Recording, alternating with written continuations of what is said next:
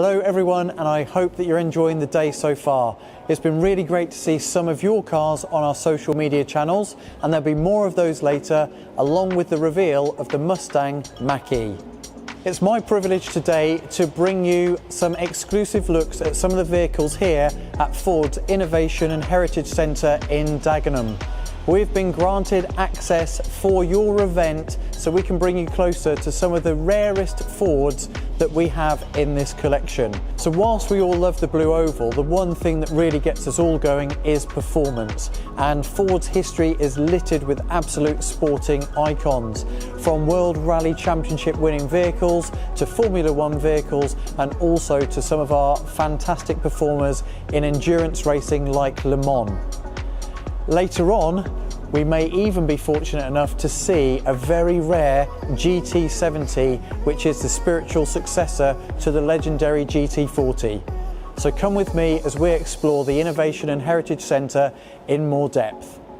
So the first car I want to share with you all today is actually the very last Capri. Now, the Capri had a production range all the way from the 60s all the way through to 1986, and this was the very final Capri 280 Brooklands, and the reason it was called the Brooklands was for this fantastic Brooklands green paint.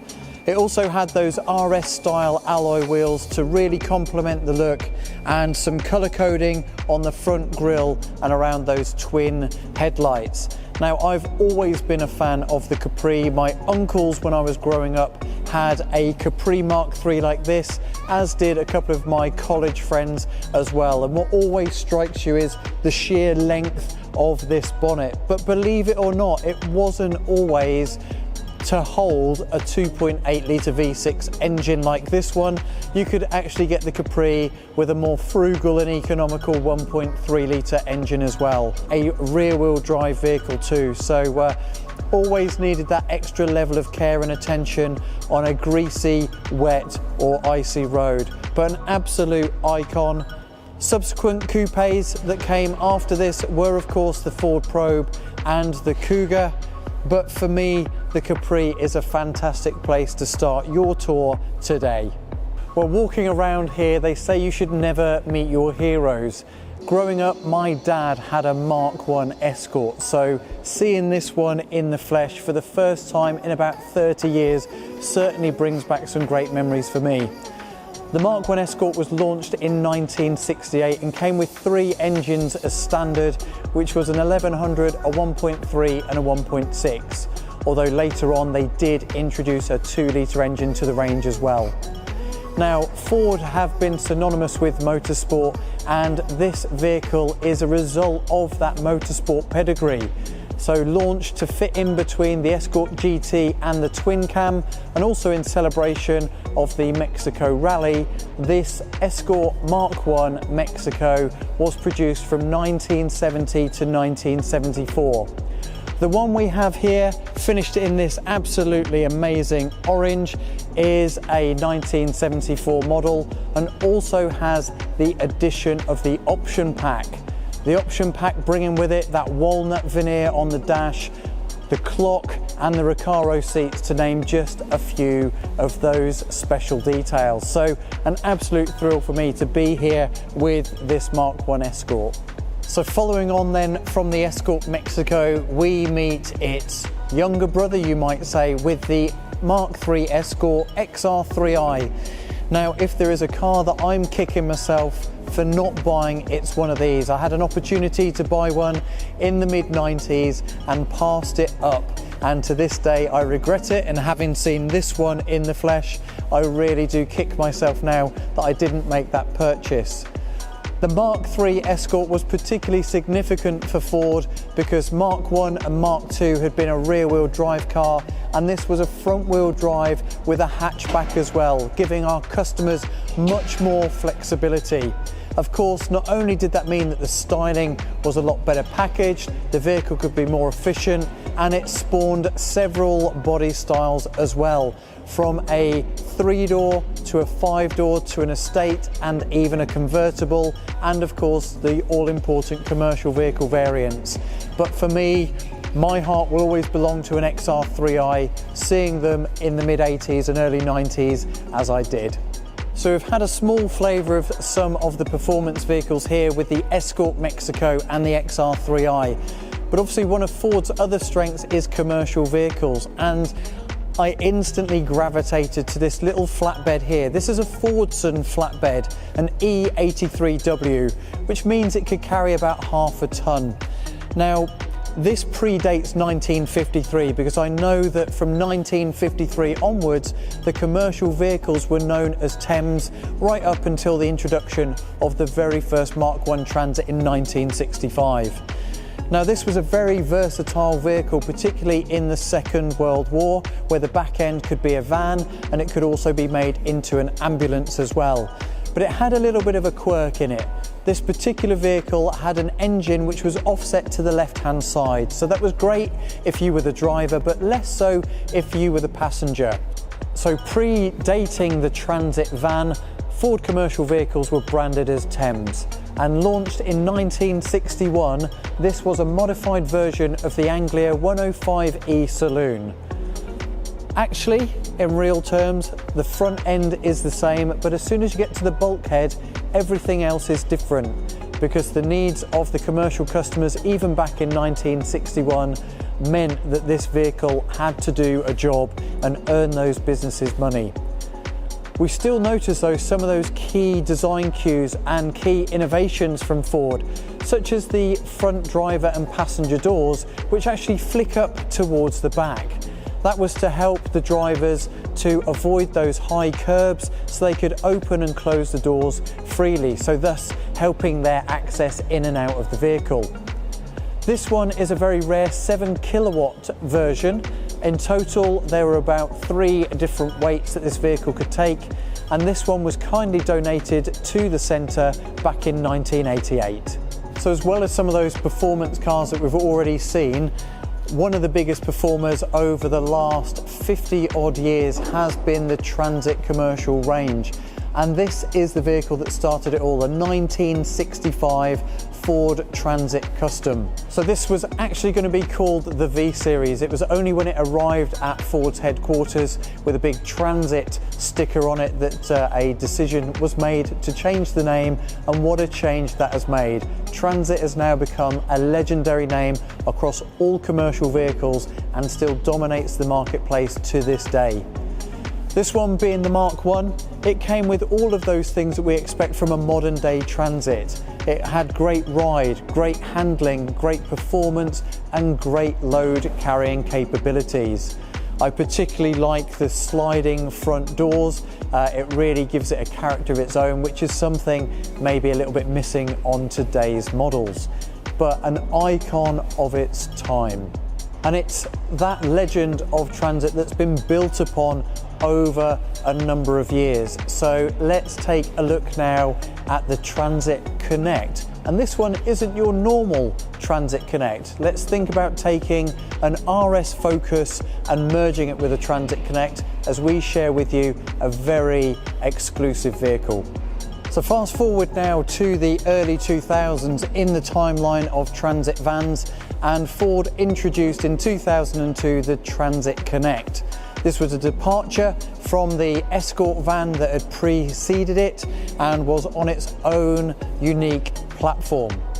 This particular one in 2004 was developed by the team over in Ford of Europe and housed a nice little secret under the bonnet. That's right, they dropped in a Focus RS engine, added in the 18-inch Oz racing wheels to the exterior as well, and also put in some Sparco style rally seats and a roll cage, making this one of the fastest performing Transit Connects ever produced. So this Mark VI Transit was built by the Ford PR team to celebrate Ford's participation in the World Rally Championship. So if you look back to 2001, you'll be able to see that the Focus of the same time had the same Martini livery. But it's really the details of this particular vehicle that have drawn my eye. With inside, you've got both the name of Grist and of course Colin McRae. On the outside we can see Carlos Sainz's name, and a lot of you will be aware of his son Carlos Sainz Jr., who currently races for Ferrari in F1. This vehicle was also uprated. It had the same 2.4 turbo diesel engine, but it gave 165 PS and was capable of speeds up to 130 miles an hour. Fitted with a rally-inspired dashboard as well as a roll cage as well, it is really a unique vehicle amongst the Heritage range and one worth closer inspection. So we've just met the World Rally Transit, which was in that fantastic Martini livery. But just rolling a few years before that, we were still in the realms of Escort and Escort Cosworth. And the vehicle that we have here now is the Portuguese rally winner from 1993, driven by Francois Delacour. So a really rare and famous Escort and a member of the Ford family. I'm very privileged to be with that vehicle today. In the early 1980s, the World Rally Championship as we knew it went to what they would call Group B. Now these were bespoke vehicles made specially for the rally stage, but had to have a level of homologation. For Ford, we introduced a legend, the RS 200. In total, just 200 of these, 6 prototypes and 194 others were produced. And before us today is the last in that line, number 200 in its road-going trim. This had a 1.8 turbocharged engine producing 250 brake horsepower. This was an absolute brute on the road. However, we know how the Group B rally story ended. Because of having such powerful engines in lightweight vehicles and too many accidents, the whole Group B rally series got canned, and with it, one of our most famous but short-lived Ford products. So when we said we were going to bring you some of the key performance vehicles in Ford's back catalogue, I don't suppose many of you were expecting to see a transit van. This isn't any ordinary transit van, this is the Supervan 3. So back in the early 70s, Ford released the Supervan 1. And then later on in 1984 they released Supervan 2. This is actually Supervan 2, but rather than creating a brand new vehicle, this is a heavily modified version to create the Supervan 3 that we now see before us. Powered by a Cosworth engine, the top speed is around about 150 miles an hour.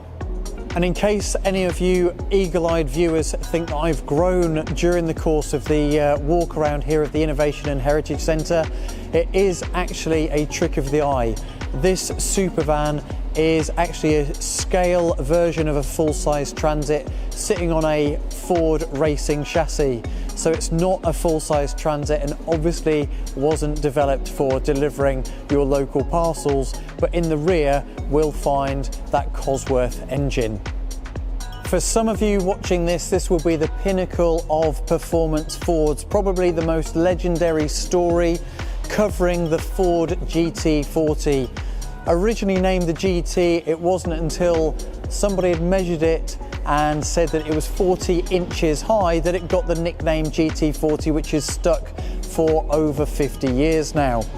Of course, we all know about the fight with Ferrari at Le Mans, and it first competed in Le Mans in 1964 before getting that 1-2-3, that iconic 1-2-3 finish in 1966, before winning again in 1967. It was after 1967 that Ford then withdrew from World Endurance cars until 2016 with the current GT. Now this vehicle has a 4.7 litre engine and was capable of 197 miles an hour. And whilst that outright speed is really impressive, it's the design of this car which has meant that it's such an icon. Features such as this dome on the driver's door, specially developed so the driver could put their crash helmet on and still drive the vehicle. It was function fitting the form and form fitting the function. We then go to the rear, and that's where people like Dan Gurney really got to the headlines as well, for that gurney strip on the edge of that rear spoiler as well, to help with that rear downforce and turbulence of the vehicle, to make it much more stable on the Le Mans track. So an absolute icon. This one here has been designed to replicate the Le Mans racing vehicles, although never actually raced itself, but still a very unique vehicle here at the Innovation and Heritage Centre. So fast forward to 2005, and we now meet the latest in the line of Ford GTs. So very much stylistically taking those cues from the original, which we've just seen a few moments ago. This particular GT is powered by a 5.4 litre engine, giving off 550 brake horsepower. Top speed is only slightly more than the original GT40's 197 at 205, so just that 8 miles per hour difference, which really shows actually how advanced the original GT40 was. Again, those styling cues go through. That slightly taller body at 44 inches, as I've previously mentioned, but an iconic vehicle in the Ford lineup, and one which wouldn't be replaced until the Ford GT was launched in 2016. So we've now moved down to what is affectionately known as the Shed, which is the original Heritage Centre here on the Dagenham site, and that's because we want to finish off with two of the rarest vehicles that we have in the Ford collection. Now this one is a 1937 Tug, based on the Model Y, and is one of only 111 ever produced. Now, if you can see on the door, you'll see those famous words of Cadbury, and this was in fact sold to Cadbury's and Fry back in 1937 for the princely sum of £164. So the three-wheeler Tug was a design also known earlier as a Dorset, and again there was a version very similar called the Devon by another manufacturer, but this spanned from 1935 onwards and is a fantastic example of a vehicle of its kind. So where the story of the Ford GT was all about winning at Le Mans, the GT70 was actually conceived to battle in the World Rally Championship stages. After a particularly disappointing Monte Carlo rally, the team decided that what they needed was a two-seater mid-engine sports car. 4 of these vehicles were produced, and this is one of only those 4 still remaining to our knowledge, and was restored back in 2002. However, in terms of competing, this vehicle didn't really see the light of day. Because of changes in the World Rally Championships, it basically got designed out and replaced with what we now know as those rally cars, going through the transition of the Class B, where we met the RS200 earlier. So one of the very rarest and most prized possessions here in the Ford Heritage Centre, and it feels quite fitting that this has yet to be transferred to the new site as we bid farewell to what is affectionately known as the old Shed. I'm going to move back into the main Innovation Centre so I can let you know what's coming up for the rest of your day. Well, what a collection. Now, I'm sure that you would have all rather been with me here at the Innovation and Heritage Centre, but hopefully this has been the next best thing. Still to come today, we take another look at some of your vehicles, so be sure to take those photos of that sticker. That will upload it onto our Facebook page so we can admire some of your hidden treasures too. I'm now going to pass you back to the other Alan. Don't forget we have that Mustang Mach-E reveal happening later, but from this Alan here in Dagenham, it's goodbye from me.